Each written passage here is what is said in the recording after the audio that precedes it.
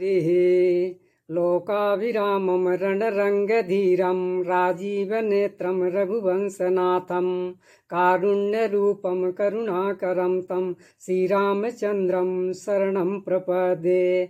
मानस प्रेमियों, श्री रामचरित मानस में वर्णित भगवान के गुणगान वर्णन संग्रह में आपका स्वागत है।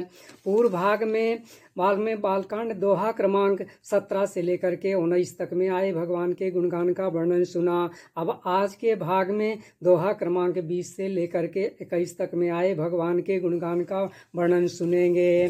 गोसाई जी इस समय भगवान के नाम की महिमा का वर्णन कर रहे हैं। तो वर्णन करते हुए गोसाई जी कहते हैं कि भगवान के नाम के दोनों अक्षर बहुत ही मनोहर और मधुर हैं और ये सब वर्णमाला के रूपी शरीर के नेत्र हैं तथा अपने जनों यानी भक्तों के तो प्राण ही हैं। आखर मधुर मनोहर दो बरन बिलोचन जन जिय जो। गोसाई जी कहते हैं कि ये सुमिरन करने में सबके लिए सुलभ और सुखदायी हैं तथा लोक में लाभ देने वाले तथा परलोक का निर्वाह करने वाले हैं। सुमिरत सुलभ सुखद सब काहू लोक लाहू परलोक निबाहू।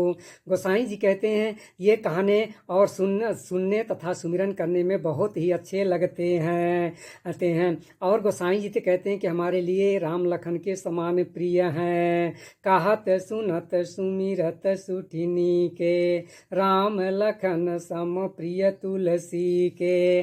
गोसाई जी कहते हैं कि इनको अलग अलग बताने से इनकी प्रीति जो है विलग हो जाएगी। क्योंकि ब्रह्म और जीव के समान इनमें सहज रूप से ये साथ रहते हैं।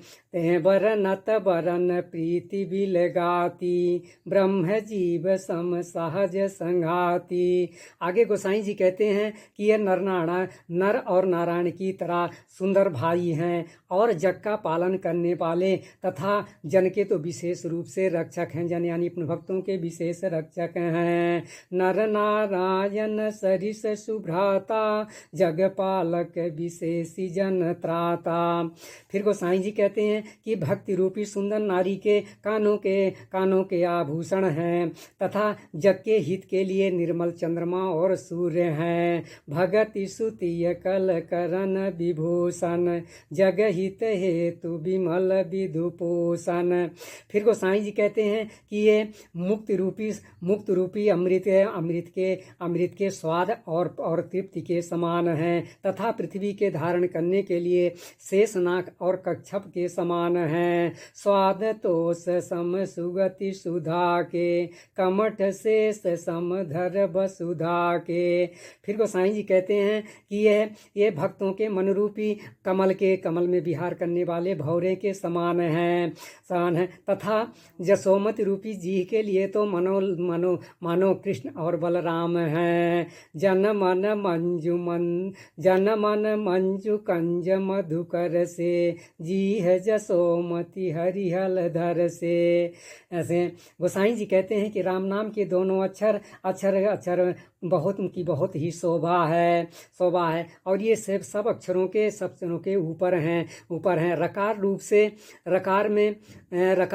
रकार में जो है रेफ रूप से छत्र के समान है तथा मकार में अनुसार के रूप में उनमें मानो मुकुट मणि के रूप में विराजमान होते हैं।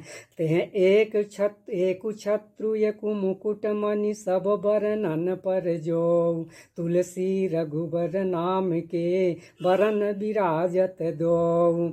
फिर गोसाई जी कहते हैं कि ये समझने में नाम और नामी, अब दो हैं नाम और नामी यानी भगवान और उनका नाम। तो गोसाई जी कहते हैं कि समझने में तो ये दोनों एक जैसे लगते हैं पर इन दोनों में भक्त और इन दोनों में स्वामी और सेवक की प्रीति है। समुझत सरिस नाम यरुनामी प्रीति परस पर प्रभु अनुगामी। इस ईश्वर की दो उपाधियाँ हैं, एक रूप और दूसरा उसका नाम। तो ये ईश्वर की दो उपाधियाँ हैं और दोनों ही अकथनीय हैं, अनादि हैं और अच्छी बुद्धि से ही इनको समझा जा सकता है।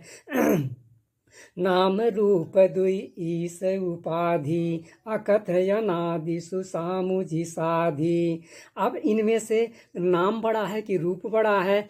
रूप बड़ा है, ये कहने में गोसाई जी कहते हैं कि अपराध लगेगा। अब इनकी विशेषता गोसाई जी बता रहे हैं कि विशेषता हम बता रहे हैं, इससे संत लोग स्वयं समझ जाएंगे कि कौन बड़ा है।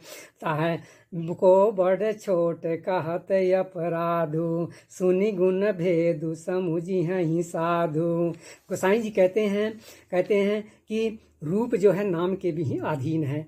यदि नाम नहीं मालूम है तो रूप को नहीं जाना जा सकता है। देखिए ही रूप नाम याधीना रूप ज्ञान नहीं नाम विहीना। फिर गोसाई जी एक उदाहरण देते हैं कि हथेली में रखा हुआ जैसे आंवला है, यदि हम उसका नाम नहीं जानते हैं तो उसको नहीं पहचान पाएंगे। इसी प्रकार से नाम जो है, नाम का इतना महत्व है। तो गोसाई जी कहते हैं कि सुमिरिय नाम रूप बिनु देखे रूप विशेष नाम बिनु जाने करतल गतन पर ही पहचाने। यदि हमें नाम नहीं मालूम है तो हाथ में रखी हुई वस्तु को भी हम नहीं पहचान सकते हैं, कहते हैं। और यदि हम नाम का स्मरण करें तो रूप जो है आ जाता है। सुमिरिय नाम रूप बिनु देखें आवत हृदय स्नेह विसेकें। इसलिए गोसाई जी कहते हैं कि राम नाम और रूप दोनों की कहानी जो है अकथनीय है और ये समझने में तो सुंदर लगती है पर वर्णन करते नहीं बनता। नाम रूप गति अकथ कहानी समुझत सुखद न परति बखानी।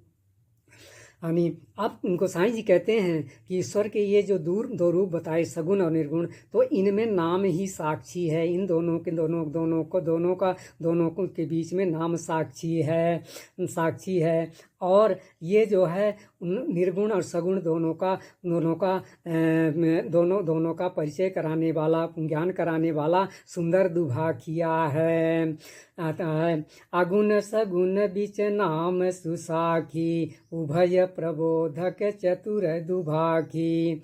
इसलिए गोसाई जी अब नाम की महिमा बता रहे हैं और ये संतों पर छोड़ दिए हैं कि आप जान लें कि कौन बड़ा है, नाम बड़े हैं कि नाम ही बड़े हैं। तो गोसाई जी कहते हैं कि यदि आप अपने भीतर और बाहर दोनों तरफ उजेला चाहते हैं तो इस श्री राम नाम रूपी मणिदीप को अपने मुख रूपी द्वार के जीह रूपी देहरी में रख लीजिए। राम नाम मणिदीप धरु जीह देहरी द्वार तुलसी भीतर बाहिरों जो चाहसी उजियार। इस तरह से आज का वर्णन ही विश्राम। अगले भगवान का गुणगान अगले भाग में सुनाया जाएगा। धन्यवाद।